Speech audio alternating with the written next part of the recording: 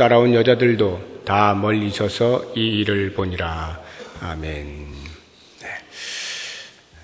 어제 말씀에 이어서 예수님께서 십자가의 길을 걸으시고 이제 십자가를 지시게 되는 그런 장면입니다. 그리고 우리가 그 46절, 44절부터 보시게 되면 그때에 어떠한 일이 일어났는가 하는 것이 나옵니다. 6시쯤 돼 해가 빛을 잃었다라고 하는 것은 예수님께서 9시에 십자가에 달리셨는데 6시간을 달리셨습니다. 오후 3시에 운명을 달리하셨는데 12시, 십자가에 달리신 지 3시간이 지난 12시부터 어둠이 임하죠. 그러면서 이제 그 휘장이 한가운데 찢어지면서 하나님과 모든 인간의 화해가 일어나는 장면이 나오고요. 그때 이제 예수님께서 큰 소리로 말씀하시는 마지막 말씀이 나오죠. 아버지, 내 영혼을 아버지 손에 부탁하나이다. 이렇게 하시고 이제 돌아가셨습니다.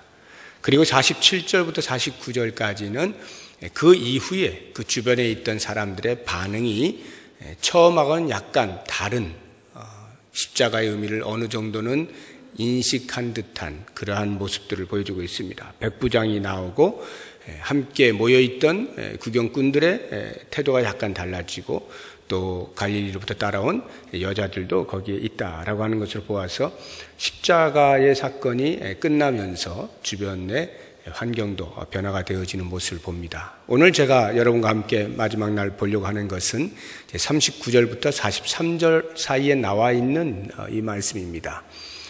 십자가가 골고다 언덕에 세워졌습니다. 수없이 많은 구경꾼들이 있었고 그 십자가의 사형을 집행하는 군인들이 있었고요. 그리고 실제로 그 십자가에 매달린 죄인들이 있었습니다. 그 골고다 언덕에는 3개의 십자가가 있었습니다. 그 3개의 십자가가 과연 누가 달려있는 것인가 하는 것들을 우리가 보면서 나의 십자가는 무엇이어야 하겠는가 하는 것을 생각해보는 시간을 가지려고 합니다. 가장 먼저 예수님의 십자가를 가운데 두고 양편에 2개의 십자가가 같이 올라갔습니다. 그 양편에는 성경이 번역하기를 행악자라 이렇게 번역해 놓았습니다. 아주 극악한 죄인이라는 뜻입니다. 그 극악한 죄인 둘이 양쪽에 함께 예수님과 십자가에 매달렸습니다. 이 3개의 십자가가 각각 특성을 가지고 있는데 어느 편인지는 알 수 없습니다만 한편 행악자의 태도가 39절에 나옵니다. 달린 행악자 중 하나는 비방하여 이르되 내가 그리스도가 아니냐 너와 우리를 구원하라 하되. 우리가 이미 본 것처럼 십자가에 매달린 것은 극악한 죄인이 아니면 십자가형은 거의 하지 않습니다. 그러니까 십자가에 매달리는 순간 보는 모든 사람들은 이미 저 사람은 도저히 살려둘 수 없는 사람이라고 하는 것이 공표되어지는 사건이죠. 그런데 그 자리에 매달려 있는 한편 행악자가 예수님을 향하여서 하는 말씀입니다. 너는 그리스도가 아니냐? 너와 우리를 구원하라. 그 앞에 우리가 그 군인들이나 관리인들의 그 관리, 유대 종교 지도자들의 말을 들어보면 네가 만약 하나님의 아들이거든, 네가 정말로 그리스도이면 너를 구원해봐라 이렇게 비아냥거리고 조롱하는 그런 모습을 보았습니다만 여기 이 행악자는 어찌된 영문인지 그런 가정문을 쓰지도 않고 내가 그리스도가 아니냐, 네가 그리스도가 아니냐, 예수님이 그리스도인 것을 마치 아는 것처럼 들립니다. 정말로 알고 하는 말인지는 제가 모르겠습니다. 둘 중에 하나일 거예요. 정말 그리스도인 줄 알았다면 그리스도가 왜 십자가에 매달려 있느냐, 빨리 구원하고 나도 좀 구원해 주시오, 이런 말이 될 것이고, 아니면 그리스도인지 아닌지 네가 네 말로 그리스도라고 하긴 하는데 네가 그 말이 정말 사실이라면 나에게 그걸 입증해라, 구원하는 것으로 입증해라, 이렇게 말을 하는 것일 겁니다. 어느 것이 되었든지 아무튼 이 한편 행악자, 십자가에 매달 이 한편 행악자의 태도는 죄인 같지 않은 죄인입니다. 자신이 죄인임에도 불구하고, 극악한 죄인임에도 불구하고 마치 자기 자신이 그다지 죄인인 것처럼 생각지 않는, 마지막 죽는 그 순간에조차도 자기 자신을 돌아보고 자기를 참회하고 할 그러한 시간을 갖지 아니하고 오히려 옆에 있는 예수님에게 대하여서 나를 한번 구원해 보라고 말을 할 만큼 여유가 있는 것인지 참담한 강팍한 마음인지 그의 영혼은 도저히 그리스도 앞에 무릎을 꿇지 아니하는 그러한 교만한 모습으로 비방하는 십자가를 지고 있는 것을 볼 수가 있습니다. 이러한 모습을 보게 되면 참 이 죄 지은, 죄의 노예가 되어 있는 인간의 마음이 어느 정도로 강팍하냐라고 하는 것을 금방 알 수가 있습니다. 그에게 있어서는 이보다 더 좋은 기회가 없어요. 마지막 생을 마감하는 그 순간에 하나님과 화목할 수 있는 그 유일한 기회를 그렇게 놓쳐버리는 것입니다. 비방하는 것으로, 조롱하는 것으로, 비아냥거리는 것으로 자기에게 주어져 있는 그 생의 마지막 기회를 날려버리는 모습을 볼 수가 있습니다. 이런 사람은 육체가 죽는 것은 말할 것도 없고 그 영혼이 영원히 파멸에 빠지게 되는 것입니다. 또 다른 한편에 서 있던 행악자가 지고 있는 그 십자가를 우리가 보게 되면 이 사람은 전혀 다른 반응을 보이고 있는 것을 볼 수가 있습니다. 40절부터 42절까지의 말씀이 그 한편 행악자가 이야기하는 것입니다. 또 다른 한편 행악자가 말합니다. 그 사람을 꾸짖어 이르되 내가 동일한 정죄를 받고서도 하나님을 두려워하지 아니하느냐? 이 말은 너가 그렇게 극악한 죄인인데도 불구하고 너 자신을 돌볼 생각을 안 하고 너 자신을 참여할 생각을 안 하고 옆에 있는 사람을 그렇게 비방하고 조롱을 하느냐? 이 말이죠. 우리는 우리가 행한 일에 상당한 보응을 받는 것이니 이에 당연하거니와 너나 나나 행악자인 것은 똑같고 그래서 십자가 못 박혀 죽는 것 당연하지만 이 사람이 행한 것은 옳지 않은 것이 없느니라 하고, 이 한편 행악자는 그리스도가 어떤 분이신지를 정확히 알았던 것 같습니다. 그래서 죄인이 아님에도 불구하고 이 십자가를 지고 있는 것을 알고 있는 거예요. 그리고는 42절에 이르되 예수여 당신의 나라에 임하실 때에 나를 기억하소서. 얼마나 놀라운 고백을 하는지 모릅니다. 그런데요, 이 말씀을 공간복음에 동일하게 기록을 해놓고 있는 마태복음과 마가복음을 보면요, 성경이 마치 잘못된 것 같은 느낌이 들 정도로 내용이 다릅니다. 마태와 마가는 두 행악자가 전부 예수님을 향하여 비방한 것으로 기록이 되어 있어요. 그런데 이 누가만이 한편 행악자는 이와 같은 말을 했다라고 기록을 하고 있는 것입니다. 동일한 사건을 보고 기록한 이 세 사람이 왜 다른 기록을 했을까라는 생각을 해보면 아마도 이런 것 같습니다. 어느 정도의 시간이 경과되어진 것 같아요. 예를 들면 처음에는 둘 다 예수님을 비방하고 조롱하고 너도 구원하고 우리도 좀 구원해라 이렇게 한 것 같습니다. 그러다가 어느 시간이 흘러서 어떤 기점이 있었던 것 같아요. 그러면서 그 기점을 통하여 한 사람은 계속 그 길을 가고 한 사람은 회개를 한 것입니다. 이 지금 두 번째 보고 있는 이 행악자는 바로 그 회개하는 십자가를 지고 있는 것인데, 언제 그러면 이러한 그 변화의 시점이 있었는가를 생각해 보면 우리가 어제 말씀을 보았습니다만 십자가에 매달면서 주변에 있는 사람들이 조롱을 하고 할 때에 예수님께서는 묵묵히 주님 저들을 용서해 주십시오. 저들이 자기가 하는 일을 알지 못합니다라고 하는 그 간절한 용서의 기도를 십자가상에서 하지 않습니까? 아마 옆에 있는 그 강도가 양쪽의 그 행악자들이 그것을 들었던 것 같습니다. 그리고는 바로 그 순간에 한 사람은 계속하여 자기의 강팍함을 가지고 나아갔고 또 한 사람은 거기에 급격한 심경의 변화를 일으킨 거죠. 영적인 변화가 일어난 것입니다.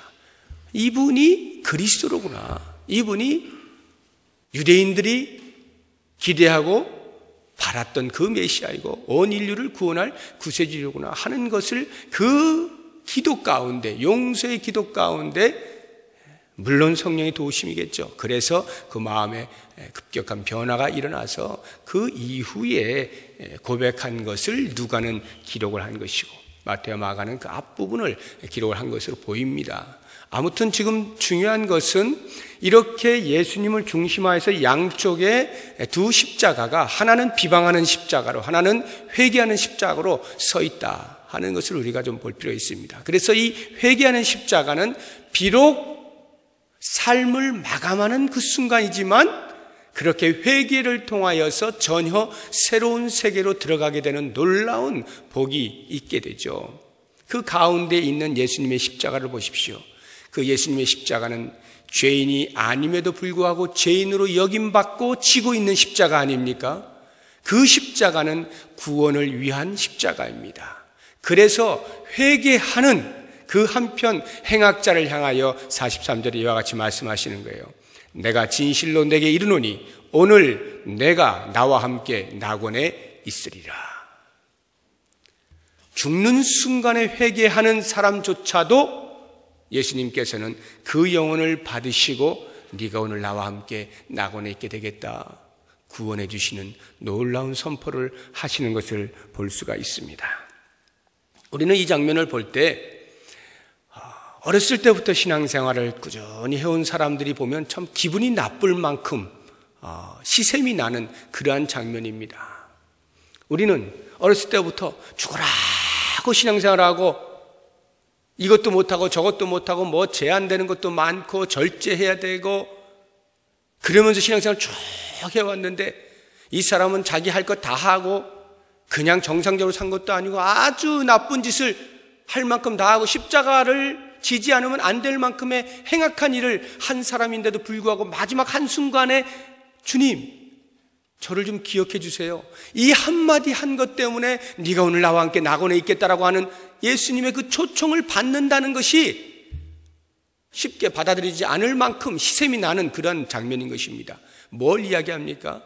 그만큼 그리스도께서 지신 십자가는 구원을 위한 그 사랑의 크기가 이와 같다라고 하는 것이에요. 우리의 여느 사람의 눈에 볼 때에 이것은 공평치 않아 보이는 듯한 그러한 순간조차도 그리스도를 의지하는 어느 한순간 주님께서는 그 영혼을 받으시는 겁니다. 하나님 나라로 초청하시는 거예요. 내가 너에게 구원을 베푼다라고 말씀하시는 거예요. 이것이 기독교의 위대한 진리입니다. 위대한 사랑이에요. 그리스도께서 십자가에서 매달리신 것은 오직 이것을 위하여 우리에게 그 자기의 몸과 피를 다 찢기고 쏟아 부으시면서 십자가에 달리시기를 주저하지 않으셨던 이유인 것이죠. 이 예수님의 사랑이 있었기에 오늘 우리가 바로 이 자리에 있는 것 아닙니까? 저는 이 장면을 보게 되면서 묵상하는 중에 늘상 이 보는 말씀임에도 불구하고 이번에 이런 생각이 들었습니다. 골고다 언덕을 제가 이렇게 머릿속에 그려봤어요. 십자가 3개가 달려 있습니다. 마치 그 골고다 언덕에 있는 그 모습이 우리 인생을 그대로 이렇게 그려내고 있다라는 생각이 들었습니다. 우리 인생이 이 3개의 십자가에 속해 있는 것이로구나 하는 생각이 들었어요. 예수님을 중심으로 하여서 예수 그리스도를 나의 구세주입니다라고 고백하고 받아들이는 사람이 있는가 하면 그리스도에 대하여 조롱하고 거부하고 무시하고 나와 관계가 없다라고 하는 그러한 사람이 있는 우리 인생을 제가 보게 되는 것입니다. 우리 사람을 둘로 나누면 이것 아니겠습니까? 예수를 아느냐, 그렇지 않느냐, 예수님을 영접하느냐, 그렇지 않느냐, 예수 믿어 구원을 얻느냐, 그렇지 않느냐, 이 두 부류로 나눠지는 것 아닙니까?